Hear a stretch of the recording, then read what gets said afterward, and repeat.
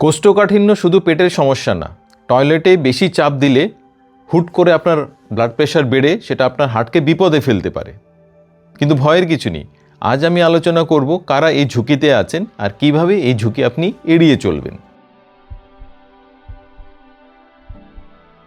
Recently 4 লক্ষ লোকের ওপর সায়েন্টিফিক গবেষণায় দেখা গেছে যাদের ক্রনিক কোষ্ঠকাঠিন্য আছে তাদের হার্ট অ্যাটাক, স্ট্রোক আর হার্ট ফেলিয়ারের ঝুঁকি দ্বিগুণের বেশি বেড়ে যায়।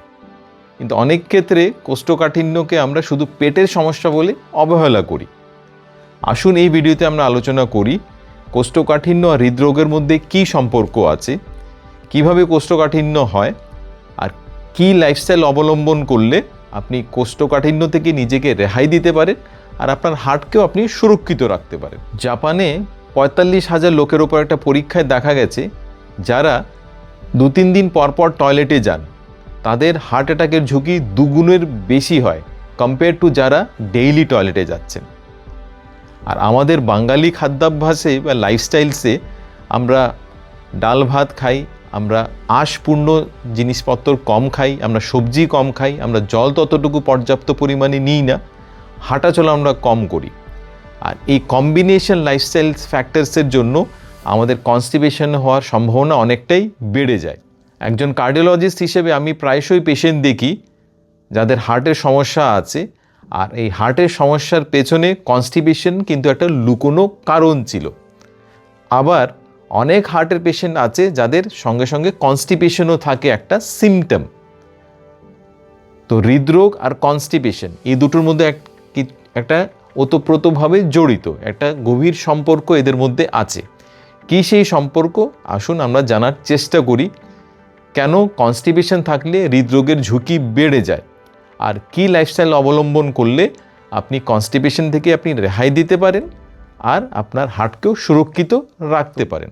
কোষ্ঠকাঠিন্য থাকলে কেন হৃদরোগের ঝুঁকি বেড়ে যায় সেটা পেছনে সায়েন্টিফিক কারণ আছে। আর সাধারণত এই 3টে সায়েন্টিফিক কারণ আছে। তার মধ্যে নাম্বার 1 কারণ হচ্ছে স্ট্রেইনিং। যখনই আমাদের কোষ্ঠকাঠিন্য হয় আমরা টয়লেটে চাপ দিই, আমরা শ্বাস বন্ধ করে পেটের পেশিতে প্রচুর চাপ দিই, আর সেটার জন্য আমাদের বুকে প্রেশার অনেকটাই বেড়ে যায়, যেটাকে বলা হয় স্ট্রেইনিং বা সায়েন্টিফিক ভাষায় ভালসালভা ম্যানিউভার। আর এই স্ট্রেইনিং বা ভালসালভা ম্যানিউভারের জন্য আমাদের ব্লাড প্রেশার বেড়ে যায়, আমাদের পালস রেটও ইনক্রিজ হয়। আর এই ব্লাড প্রেশার আর পালস বাড়ার জন্য সেটা হার্টের ওপর চাপ দেয়, আর এই হার্টের ওপর যে অতিরিক্ত চাপ সেটার জন্য আমাদের ব্লাড প্রেশার অনেকটাই ইনক্রিজ হতে পারে। ইনফ্যাক্ট সায়েন্টিফিক স্টাডিতে দেখা গেছে যে এই ক্রনিক স্ট্রেইনের জন্য আমাদের ব্লাড প্রেশার 70 পয়েন্ট পর্যন্ত ইনক্রিজ করতে পারে। আর বয়স্কদের ক্ষেত্রে এই ইনক্রিজটাই কিন্তু অনেক প্রবলেম করতে পারে, কারণ হুট করে ব্লাড প্রেশার বাড়াটা একটা সুস্থ হার্ট ভালোভাবে নিতে পারলেও যাদের অলরেডি হার্টের সমস্যা আছে, যাদের অলরেডি হৃদরোগের সমস্যা আছে বা বয়স বেশি, ওদের ক্ষেত্রে এটা অনেক কমপ্লিকেশন করতে পারে। যেমন কেউ টয়লেটে স্ট্রেইনিংয়ের জন্য মূর্ছা যান, অজ্ঞান হয়ে যান, যেটার নাম হচ্ছে ডিফিকেশন সিনকোপ। কারো আবার এই এক্সেসিভ স্ট্রেইনিংয়ের জন্য ইভেন হার্ট অ্যাটাক হতে পারে। কারো আবার হার্ট ফেলিয়ারের ঝুঁকি বেড়ে যায়, শ্বাস প্রশ্বাসের সমস্যা হওয়ার সম্ভাবনা বেড়ে যায়। আবার কারো কোনো ক্ষেত্রে এটা কার্ডিয়াক অ্যারেস্টেরও কারণ হতে পারে। স্পেশালি হসপিটালাইজ পেশেন্টদের ক্ষেত্রে যাদের আমরা অপারেশন করি, অ্যাঞ্জিওপ্লাস্টি করি বা যাদের হার্ট অ্যাটাক হয়েছে ওদের আমরা স্টুল সফটনার দিয়ে থাকি। কারণ দেখা গেছে এদের মধ্যে কেউ যখন টয়লেটে যান, টয়লেটে গিয়ে স্ট্রেন করছেন, আর স্ট্রেনিংয়ের জন্য অনেকেই মূর্ছা অজ্ঞান হয়ে যান বা কারো ইভেন কার্ডিয়াক অ্যারেস্ট পর্যন্ত হয়ে যেতে পারে। তাই মনে রাখবেন, আপনার বয়স যদি বেশি হয়, আপনার যদি হৃদরোগের অলরেডি সমস্যা থেকে থাকে, আপনার যদি ব্লাড প্রেশারের সমস্যা থেকে থাকে, আপনি এক্সেসিভ স্ট্রেন করবেন না টয়লেটে। আপনার ডাক্তারবাবুর সঙ্গে যোগাযোগ করুন, আপনার লাইফস্টাইল চেঞ্জ করুন, আর দরকার হলে আপনি ওষুধ খান। তো নাম্বার 1 যে কারণে কনস্টিপেশন আর হৃদরোগ একে অপরের সঙ্গে জড়িত থাকে তার একটা কারণ হচ্ছে আমরা যখন স্ট্রেইন দিই, যখন আমরা এক্সেসিভলি চাপ দিই আমাদের পেটের মাসলে, সেটা থেকেই বিভিন্ন কমপ্লিকেশন হতে পারে। আর সেটা এই কমপ্লিকেশন কিন্তু আপনি এড়াতে পারবেন যদি আপনি লাইফস্টাইল ফলো করছেন। নাম্বার 2 যে কারণে কনস্টিপেশন বা কোষ্ঠকাঠিন্য হৃদরোগের সমস্যা তৈরি করতে পারে সেটা হচ্ছে গাট ডিসবায়োসিস। গাট ডিসবায়োসিসটা কি? গাট ডিসবায়োসিস হচ্ছে আমাদের পেটে, আমাদের অন্ত্রে কোটি কোটি জীবাণু থাকে। তার মধ্যে কিছু কিছু ভালো ব্যাকটেরিয়া থাকে, কিছু কিছু খারাপ ব্যাকটেরিয়া থাকে। যখনই আমাদের কনস্টিপেশন হয়, এই ভালো ব্যাকটেরিয়া আর খারাপ ব্যাকটেরিয়ার যেটা ব্যালেন্স, সেই ব্যালেন্সটা কমে যায়। মানে আমাদের পেটে ভালো ব্যাকটেরিয়ার পরিমাণ কমে যায় আর খারাপ ব্যাকটেরিয়ার পরিমাণ বেড়ে যায়। আর এই যে পেটের ব্যাকটেরিয়া, সেটা কিন্তু শুধু আমাদের পেটের যে বিভিন্ন ফাংশন আছে সেটাই করছে না, পেটের ব্যাকটেরিয়া আমাদের ব্রেনকেও নিয়ন্ত্রিত করছে।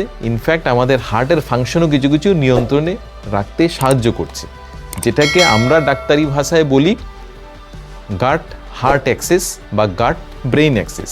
মানে পেট আপনার ব্রেইনের সঙ্গেও কথা বলে বা পেট আপনার হার্টের সঙ্গেও কথা বলে। মানে পেটের যদি সমস্যা হয়, অনেক ক্ষেত্রে আমরা দেখি অনেকেই খিটখিটে হয়ে যায়, আবার পেটের সমস্যা হলে আমাদের হার্টেরও সমস্যা হতে পারে এই কানেকশনের জন্য।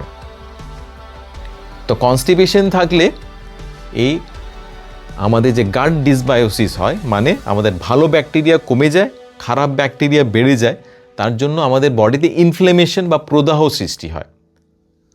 আর ইনফ্লেমেশন আর প্রদাহ আমরা জানি হার্টের রোগের জন্য দায়ী। তেমনি এই গাট ডিসবায়োসিসের জন্য আমাদের পেটে বা অন্ত্রে একটা উপাদান তৈরি হয় যার নাম হচ্ছে TMA, ট্রাইমিথাইল অ্যামাইন। আর এই ট্রাইমিথাইল অ্যামাইন লিভারে গিয়ে TMAO-তে রূপান্তরিত হয়। আর এই TMAO-ই কিন্তু ধীরে ধীরে আমাদের রক্তনালীতে গিয়ে রক্তনালীতে ব্লকেজের সৃষ্টি করে।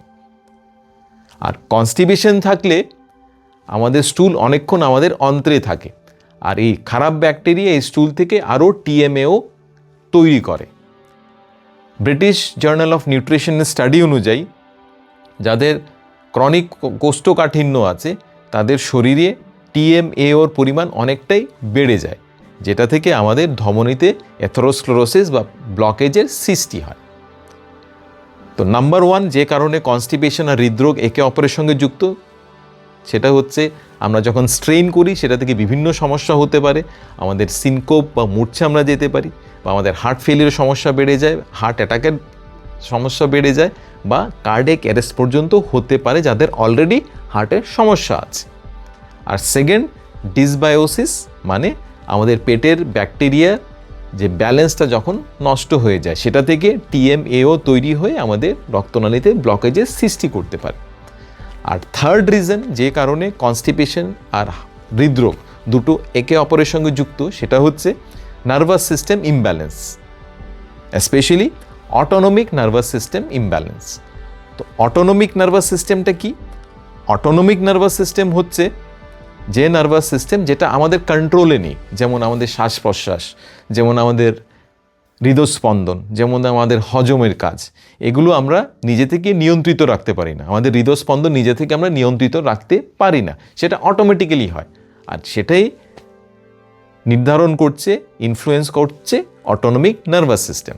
আর এই অটোনমিক নার্ভাস সিস্টেম যেমন আমাদের হার্টকে কন্ট্রোল করছে, হার্ট বিটিংকে কন্ট্রোল করছে, তেমনই অটোনমিক নার্ভাস সিস্টেম আমাদের পেটের ফাংশনকেও কন্ট্রোল করছে।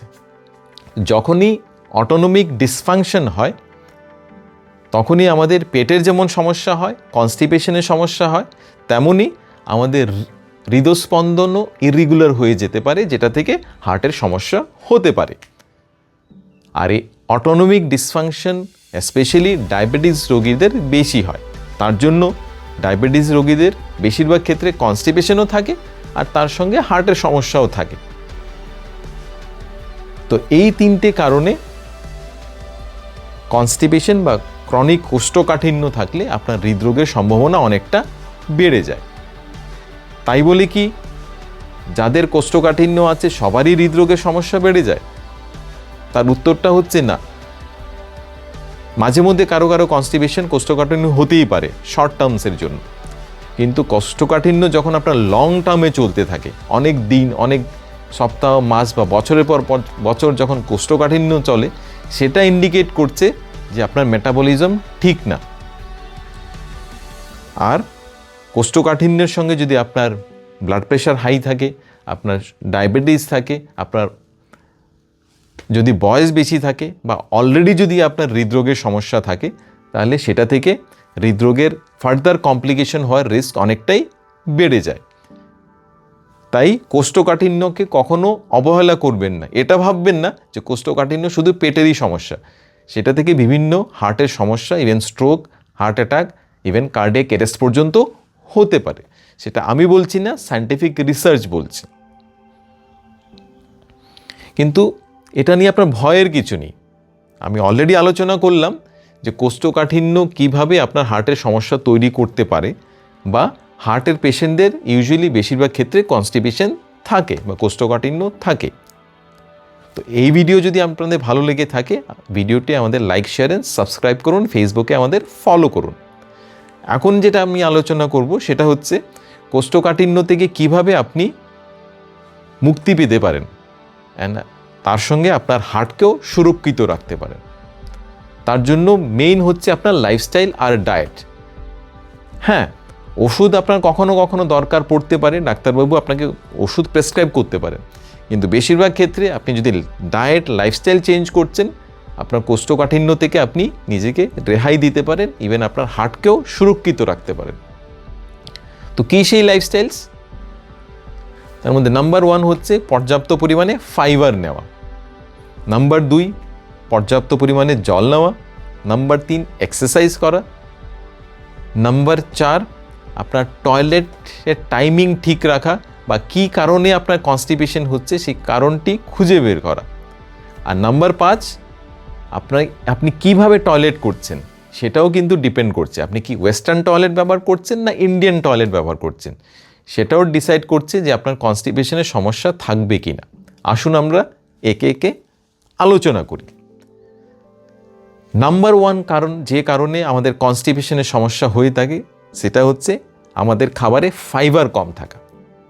রেকমেন্ডেশন অনুযায়ী পার ডেতে আমাদের 30 থেকে 35 গ্রাম ফাইবার থাকাটা ইম্পর্টেন্ট আমাদের খাবার দাবারে। কিন্তু আজকাল আমাদের খাবার দাবারে ফাইবার থাকে না, কারণ আমরা রিফাইন্ড জিনিস বেশি নিচ্ছি, ফাস্ট ফুড আমরা বেশি নিচ্ছি। আর রিফাইন্ড ফাস্ট ফুডে বা নন ভেজিটেরিয়ানস আইটেমসে ফাইবার থাকে না, আর ফাইবার না থাকার জন্য আপনার কনস্টিপেশন, ক্রনিক কনস্টিপেশন হতে পারে। তো ফাইবার বাড়াতে গেলে আপনাকে কি করতে হবে? ফাইবার বাড়াতে গেলে আপনাকে শাকসবজি বেশি পরিমাণে নিতে হবে, আপনাকে স্যালাড বেশি পরিমাণে নিতে হবে। আমি আগেও আলোচনা করেছি আপনার আইডিয়াল প্লেট নিয়ে। তো আইডিয়াল প্লেট আপনার কি হওয়া উচিত? একটা প্লেটে, একটা থালায় যখন আপনি খাবার খাচ্ছেন, থালার 50% থাকবে শাকসবজি আর স্যালাড, 25% থাকবে প্রোটিনের উৎস, আর 25% থাকবে খাদ্যশস্য। কিন্তু আমাদের খাবার দাবারে, আমাদের প্লেটে সাধারণত 70 to 80%ই থাকে খাদ্যশস্য, যেমন ভাত বা রুটি। মিনিমাম থাকে প্রোটিন আর মিনিমাম থাকে ফাইবার বা শাকসবজি আমাদের প্লেটে। সেটাই আপনার কিন্তু কনস্টিপেশন করাচ্ছে। তো কনস্টিপেশন থেকে যদি আপনাকে রেহাই পেতে হয়, তাহলে খাবারে ফাইবার পরিমাণ বাড়ান, ধীরে ধীরে বাড়ান। একসঙ্গে যদি ফাইবার আপনি হুট করে বেশি পরিমাণে নিচ্ছেন, সেটাও আপনার জন্য খারাপ, কারণ সেটা আপনার ব্লোটিং করে আপনার আবার প্রবলেম তৈরি করতে পারে। তো ধীরে ধীরে আপনি ফাইবারের পরিমাণ বাড়ান, শাকসবজির পরিমাণে বাড়ান। যে কোনো শাকসবজি আপনি নিতে পারেন, স্পেশালি আপনি ব্রোকলি নিতে পারেন, যেটাতে ফাইবার প্রচুর পরিমাণে আছে, বা আপনি ঢ্যাঁড়স নিতে পারেন। ঢ্যাঁড়সেও আছে প্রচুর পরিমাণে ফাইবার। তার সঙ্গে ঢ্যাঁড়সে আছে মিউসিলেজ নামে একটা পিচ্ছিল ধরনের একটা সাবস্টেন্স, যেটা ঢ্যাঁড়সকে একটু পিচ্ছিল রাখে। আর এই মিউসিলেজের জন্য সেটা স্টুলকে নরম করতে সাহায্য করছে। তেমনই আপনি বিভিন্ন ফল নিতে পারেন, আপনি পেঁপে নিতে পারেন, কারণ পেঁপেতে ফাইবার আছে, আর পেঁপেতে আছে পেপেন নামে একটা এনজাইম, যেটা আপনার ডাইজেশনে সাহায্য করছে। তেমনই শাকসবজির সঙ্গে আপনি কিছু সিডস নিতে পারেন। স্পেশালি এই 3টে সিডস আপনার জন্য খুব ইম্পর্টেন্ট। তার মধ্যে নাম্বার 1 হচ্ছে বেসিল সিডস বা সবজা বা তুকমারিয়া। নাম্বার 2 হচ্ছে ফ্ল্যাক্স সিডস,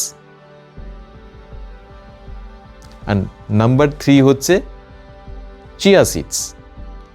তো এই সিডসগুলো আপনি ব্যবহার করুন, স্পেশালি বেসেল সিডস আর চিয়া সিডস আপনি ড্রাই হিসেবে ব্যবহার করবেন না, সেটা জলে ভিজিয়ে রাখুন, একদিন আগে জলে ভিজিয়ে রাখুন, তারপরের দিন আপনি সেটা ব্যবহার করুন। আপনি দইতে এই সিডসগুলি মিশিয়ে আপনি ব্যবহার করতে পারেন। বেসেল সিডসে 1 টেবিল স্পুন বেসেল সিডসে অ্যারাউন্ড 7 গ্রামের মতো ফাইবার আছে, আর আমাদের রেকমেন্ডেশন হচ্ছে 30 গ্রাম।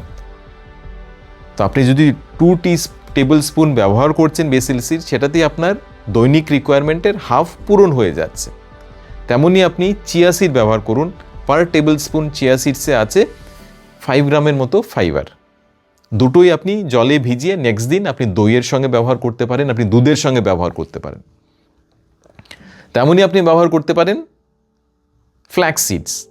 ফ্ল্যাক্স সিডস বেস্ট ওয়ে কীভাবে আপনি নিতে পারেন, ফ্ল্যাক্স সিড আপনি গুঁড়ো করতে পারেন মিক্সার গ্রাইন্ডারে, আস্ত নেবেন না, কারণ আস্ত নিলে সেটা অ্যাবজর্ব হয় না, এটা বেরিয়ে যাবে আপনার। তো ফ্ল্যাক্স সিডটা আপনি একটু গুঁড়ো করুন, আর এই গুঁড়োটা আপনি ফ্রিজে রাখুন, আর ফ্রিজে রেখে নেক্সট দিন বা তারপরের দিন আপনি ডালে ব্যবহার করতে পারেন, আপনার সবজিতে ব্যবহার করতে পারেন, বা আপনার দইও ব্যবহার করতে পারেন। তো এই 3টে সিডস আপনার কনস্টিপেশনের জন্য খুব ইম্পর্টেন্ট, কারণ এগুলোতে আছে প্রচুর পরিমাণে ফাইবার, আর এগুলোতে আছে good source of omega 3, vegetarian source of omega 3, যেটা আপনার হেলথের জন্য ভালো। তো এই 3টে সিডস আপনি দইয়ের সঙ্গে মিশিয়ে ব্যবহার করতে পারেন, কারণ দইও আপনার হজমের জন্য ভালো, আপনার কনস্টিপেশনের জন্য ভালো, কারণ দইতে আছে প্রোবায়োটিক। তো দইয়ের সঙ্গে এই সিডসগুলো মিশিয়ে আপনি ব্যবহার করুন। তেমনই দইয়ের সঙ্গে আপনি প্রুনস ব্যবহার করতে পারেন, কারণ প্রুনস হচ্ছে কনস্টিপেশন বা কোষ্ঠকাঠিন্যের একটা মহা ঔষধ। প্রুনসটা কি বেসিক্যালি? প্রুনস হচ্ছে ড্রাইড প্লাম, এটাতে আছে প্রচুর পরিমাণে ফাইবার, আর সেটাতে আছে সরবিটল, আর এই দুটোই আপনার কনস্টিপেশনকে প্রিভেন্ট করছে, স্টুলকে নরম রাখতে সাহায্য করে। তো দৈনিক আপনি 3 থেকে 5টি প্রুন ব্যবহার করতে পারেন। আপনি প্রুনসের জুসও ব্যবহার করতে পারেন, কিন্তু বেটার হবে জুসের বদলে আপনি আস্ত প্রুন ব্যবহার করুন, যেটাতে ফাইবারের পরিমাণ বেশি। আর এই যে প্রুনস, সেই প্রুনস আপনি দইয়ের সঙ্গে মেশান, দইয়ের সঙ্গে আপনি যেটা অলরেডি আমি ডিসকাস করলাম, চিয়া সিডস, ফ্ল্যাক্স সিডস বা বেসিল সিডস মেশান, তার সঙ্গে অন্যান্য নাটস অ্যান্ড সিডসও মেশাতে পারেন। যেমন আপনি একটু ওয়ালনাটস বা আখরোট মেশাতে পারেন, আপনি অ্যালমন্ডস মেশাতে পারেন, বা আপনি অন্যান্য সিডস যেমন পাম্পকিন সিডস বা হেম সিডস বা সানফ্লাওয়ার সিডস, এইসব সিডস নাটস মিশিয়ে দইয়ের সঙ্গে মিশিয়ে নিলে সেটা হোলসাম ফুড হবে। সেটা আপনার পেটের হজমের জন্য ভালো, আপনার পেটকে ফুল রাখবে, বারবার আপনার খিদে পাবে না, আপনার ওজন কমাতে সাহায্য করবে, আপনার সুগারের জন্য ভালো, অ্যান্ড ইনফ্যাক্ট অবভিয়াসলি আপনার কনস্টিপেশনের জন্য ভালো। তো দই এই নাটস অ্যান্ড সিডস বা প্রুনসের সঙ্গে মিশিয়ে আপনি ব্যবহার করুন, দই খিচুড়ি হিসেবে ব্যবহার করুন সেটা। তো ফাইবার নেওয়া, যেটা অলরেডি আমরা ডিসকাস করলাম, খুব ইম্পর্টেন্ট। ধীরে ধীরে ফাইবারের পরিমাণ বাড়ান, হুট করে বাড়াবেন না। শুরুতে আপনি 1 table spoon chia seeds, flax seeds, Bessel seeds দিতে পারেন, তারপর সেটা আপনি 2 টেবিল স্পুনও করতে পারেন, দইয়ের সঙ্গে মিশিয়ে ব্যবহার করতে পারেন। কিন্তু ফাইবারের সঙ্গে সঙ্গে নাম্বার 2, আপনাকে পর্যাপ্ত পরিমাণে জল খেতে হবে, কারণ জল যদি আপনি পর্যাপ্ত পরিমাণে না খাচ্ছেন, শুধুমাত্র ফাইবার নিলে কিন্তু আপনার কনস্টিপেশনের সমস্যা শুরু হবে না। তো দৈনিক আপনি 2 থেকে 3 লিটার জল ব্যবহার করুন। স্পেশালি সকালবেলা উঠে আপনি উষ্ণ একটু গরম জল পান করুন, কারণ গরম জল নিলে সেটা সায়েন্টিফিক রিসার্চে দেখিয়েছে যে আমাদের গাট, সেই গাটের ব্লাড ফ্লো বাড়িয়ে দেয়, তেমনি আমাদের অন্ত্রের মুভমেন্টও ইনক্রিজ করে, যেটা থেকে কনস্টিপেশনে সেটা সহায়ক। আর আপনার যদি কিডনির সমস্যা থাকে বা হার্টের সমস্যা থাকে, তাহলে আপনি আপনার নেফ্রোলজিস্ট বা আপনার কার্ডিওলজিস্টের সঙ্গে যোগাযোগ করুন, নিজে থেকে হুট করে জলের পরিমাণ বাড়াবেন না। তো পর্যাপ্ত পরিমাণে ফাইবার নিন, পর্যাপ্ত পরিমাণে জল নিন। নাম্বার 3, আপনাকে মুভমেন্ট করতে হবে, কারণ আপনি যদি মুভমেন্ট না করছেন, আপনার অন্ত্রের যে পেশিগুলো, এই অন্ত্রের পেশিগুলো বয়সের সঙ্গে সঙ্গে উইক হয়ে যায়, তার জন্য অন্ত্রের মুভমেন্টটা কমে যায়, সেটা থেকেই কনস্টিপেশনের সৃষ্টি হয়। তো আপনাকে এক্সারসাইজ করতে হবে, হাঁটাচলা করতে হবে, ব্যায়াম করতে হবে। আর এক্সারসাইজের সঙ্গে খুব ইম্পর্টেন্ট হচ্ছে আসন। কিছু কিছু আসন আপনি করতে পারেন, যেটা করলে আপনার কনস্টিপেশন, কোষ্ঠকাঠিন্যর যে প্রবলেম, সেটা থেকে আপনি সুরাহা পেতে পারেন। স্পেশালি আপনি পবন মুক্তাসন করতে পারেন, বা আপনি কিছু ব্রিদিং এক্সারসাইজ করতে পারেন, আপনি মলাসন করতে পারেন, আপনি ভুজঙ্গাসন করতে পারেন, আপনি স্পাইনাল টুইস্ট করতে পারেন। এই আসনগুলো করলে আপনার কনস্টিপেশনের সমস্যার অনেকটাই আপনি সুরাহা পাবেন। তো আপনি পর্যাপ্ত পরিমাণে ফাইবার নিন, পর্যাপ্ত পরিমাণে জল নিন, এক্সারসাইজ করুন, আসন করুন। 4 নম্বর লাইফস্টাইল যেটা আপনাকে অবলম্বন করতে হবে সেটা হচ্ছে পায়খানা চেপে রাখবেন না। অনেক ক্ষেত্রে আমরা পায়খানা চেপে রাখি। পায়খানা দীর্ঘদিন চেপে রাখলে, বারংবার চেপে রাখলে কনস্টিপেশনের সমস্যা বাড়ে। আর পায়খানা যে টাইমে আপনি যাচ্ছেন সেই টাইমটা একটা ফিক্সড রাখার চেষ্টা করুন। আপনি যদি সকালে যাচ্ছেন সকালে যান, দুপুরবেলা যদি যাচ্ছেন দুপুরবেলা যান, যদি সন্ধ্যাবেলা যাচ্ছেন সন্ধ্যাবেলা যান। কারণ টাইমিং যদি বারবার আপনি চেঞ্জ করছেন সেটা থেকেও কনস্টিপেশনের সমস্যা হয়। আর কখনো কখনো কিছু কিছু ওষুধের জন্য বা রোগের জন্য আপনার কনস্টিপেশন হতে পারে। তো বেশি দিন চাপাচাপি না করে আপনি আপনার ডক্টরের সঙ্গে যোগাযোগ করুন যে কিসের জন্য আপনার কনস্টিপেশন হচ্ছে। অনেক ক্ষেত্রে আয়রন ট্যাবলেটের জন্য কনস্টিপেশন হতে পারে, বা কোনো কোনো ক্ষেত্রে কোনো বিপি ট্যাবলেটের জন্য কনস্টিপেশন হতে পারে। তো আপনি আপনার ডাক্তারের সঙ্গে যোগাযোগ করুন। ইনফ্যাক্ট থাইরয়েডের সমস্যা থাকলে বা ডায়াবেটিসের সমস্যা থাকলেও কনস্টিপেশনের সমস্যা বাড়ে। তো নিজে থেকে ট্রিটমেন্ট না করে কারণ জানার চেষ্টা করুন কিসের জন্য আপনার কনস্টিপেশন হচ্ছে। অ্যান্ড স্পেশালি যদি আপনার ওজন কমছে, বা আপনার খিদে পাচ্ছে না, বা আপনার পায়খানাতে মাঝে মধ্যে একটু ব্লাড যাচ্ছে, বা পায়খানা করতে আপনার বুক ধড়ফড়ানি হচ্ছে, তাহলে কিন্তু আপনি নিজে থেকে বিলম্ব না করে আপনার ডাক্তারবাবুর সঙ্গে যোগাযোগ করুন। আর 5 নম্বর যেটা লাইফস্টাইল আপনাকে অবলম্বন করতে হবে পায়খানা ঠিক রাখার জন্য, কনস্টিপেশন প্রতিরোধের জন্য, সেটা হচ্ছে কিভাবে আপনি পায়খানা করছেন সেটাও কিন্তু ইম্পর্ট্যান্ট। শুনতে হয়তো বা অবাক লাগছে, কিন্তু আপনার বাড়িতে কি ওয়েস্টার্ন টয়লেট আছে না ইন্ডিয়ান টয়লেট আছে সেটাও ডিপেন্ড করছে, সেটার উপর নির্ভর করছে যে আপনার কনস্টিপেশন আছে কি নেই। কারণ আপনি যদি ইন্ডিয়ান টয়লেট ব্যবহার করছেন আপনার কনস্টিপেশনের রিস্ক কিন্তু অনেকটাই কমে যায়। কারণ ইন্ডিয়ান টয়লেটে যখন আমরা বসি টয়লেটের জন্য, আমাদের রেকটাম আর মলদ্বারের মধ্যে যে অ্যাঙ্গেল, সেই অ্যাঙ্গেলটা অনেকটাই স্ট্রেইট হয়ে যায়, তার জন্য আমাদের মলত্যাগে সেটা সাহায্য করে।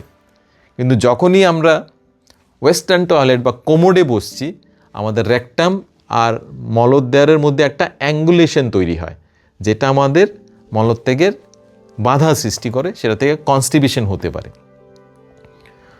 তো আপনার যদি কনস্টিপেশনের সমস্যা থাকে ইন্ডিয়ান টয়লেট আপনার জন্য বেটার। কিন্তু অনেক ক্ষেত্রে আমাদের বাড়িতে ইন্ডিয়ান টয়লেট থাকে না, বা এটাও হয় যে আমাদের হয়তো বা ইন্ডিয়ান টয়লেট আমরা ব্যবহার করতে পারি না, আমাদের হয়তো বা আর্থ্রাইটিস আছে বা অন্যান্য সমস্যা আছে যেটা জন্য আমরা ভালোভাবে বুঝতে পারছি না।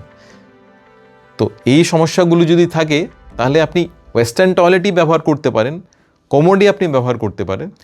কিন্তু একটা জিনিস আপনি করতে পারেন যেটা করলে কমোড ব্যবহার করলেও আপনার কনস্টিপেশনের সমস্যা হবে না। কি সেই উপায়? সেটা হচ্ছে যখনই আপনি কমোড ব্যবহার করবেন আপনি পায়ের নিচে একটা ছোট্ট একটা প্ল্যাটফর্ম রাখুন, একটা পাটাতনের মতো জিনিস রাখুন, যেটা আপনার হাঁটুকে কোমর থেকে উঁচুতে রাখবে।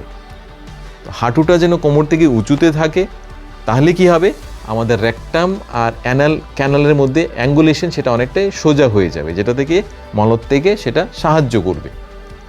তো তার জন্য পায়ের নিচে একটা পাটাতন রাখুন যেন হাঁটু পা থেকে আপনার কোমর থেকে উঁচুতে থাকে, আর সামান্য একটু সামনের দিকে ঝুঁকুন।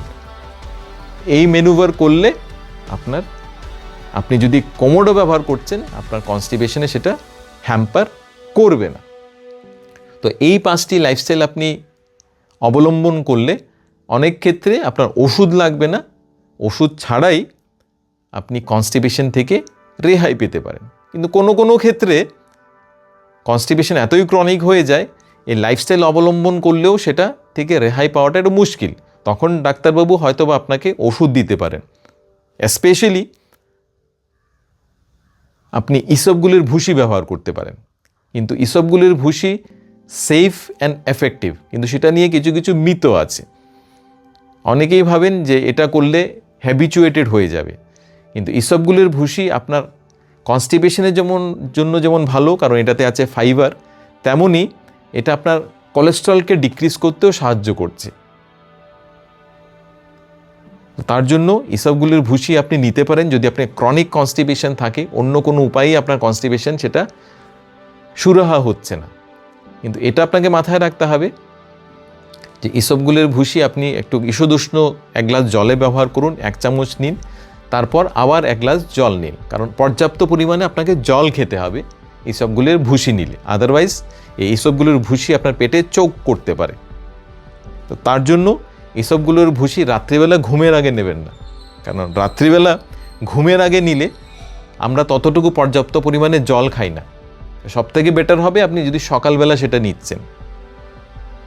আর আরেকটা জিনিস আপনাকে মাথায় রাখতে হবে, যদি আপনি ইসবগুলির ভুসি নিচ্ছেন ক্রনিক্যালি, ইসবগুলির ভুসি আপনার পেটে একটা আস্তরণ তৈরি করে, যেটা থেকে আপনি যদি অন্যান্য ওষুধ খাচ্ছেন, সাপোজ আপনার প্রেশার আছে, সুগার আছে, কোলেস্ট্রল আছে, হার্টের সমস্যা আছে, আপনি এই ওষুধগুলো খাচ্ছেন, তো আপনি যদি ইসবগুলির ভুসির সঙ্গে এই ওষুধগুলো খান, তাহলে কিন্তু আপনার অন্যান্য ওষুধ অ্যাবজর্পশন হবে না। তো তার জন্য ইসবগুলির ভুসি আর অন্যান্য ওষুধের মধ্যে 1 থেকে 2 ঘন্টার মতো আপনি একটু গ্যাপ দিন। তো এই লাইফস্টাইল অবলম্বন করলে, যেটা আমি অলরেডি আলোচনা করলাম, পর্যাপ্ত পরিমাণে জল নিলে, পর্যাপ্ত পরিমাণে ফাইবার নিলে, আপনার এক্সারসাইজ ঠিক রাখলে, কিছু কিছু আসন করলে, বা আপনার টয়লেট ট্রেনিং ঠিক রাখলে, সেম ডেতে টয়লেটে যাওয়ার অভ্যেস করলে, পায়খানা চেপে না রাখলে, এবং ইন্ডিয়ান টয়লেট ব্যবহার করলে, বা আপনি যদি ওয়েস্টার্ন টয়লেটও ব্যবহার করছেন, সেটাতে যদি একটা আপনি প্ল্যাটফর্ম ব্যবহার করলে আপনার এই কনস্টিপেশনের সমস্যা থেকে আপনি রেহাই পেতে পারেন। কারণ কনস্টিপেশনকে কখনোই সাধারণভাবে নেবেন না। কনস্টিপেশনকে এটা ভাববেন না যে এটা শুধু পেটের সমস্যা, এটা আপনার হৃদরোগের সাইলেন্ট ওয়ার্নিং হতে পারে। আর এই ভিডিও যদি আপনার ভালো লেগে থাকে, আপনি ভিডিও শেয়ার করুন কারো সঙ্গে যিনি এখনও কনস্টিপেশনের সমস্যায় জর্জরিত। আর এই ভিডিও ভালো লেগে থাকলে আপনি আমাদের এই ভিডিও ফলো করুন, যেটাতে আমরা আলোচনা করেছি যে গ্যাস অম্বল থেকে কিভাবে লাইফস্টাইল অবলম্বনের মাধ্যমে আপনি নিজেকে রেহাই দিতে পারেন। আমি ডক্টর অরূপ, একজন কার্ডিওলজিস্ট। আমাদের সঙ্গে থাকুন, সুস্থ থাকুন, ভালো থাকুন। আমাদের চ্যানেলকে লাইক, শেয়ার অ্যান্ড সাবস্ক্রাইব করুন, অ্যান্ড ফেসবুকে আমাদের ফলো করুন।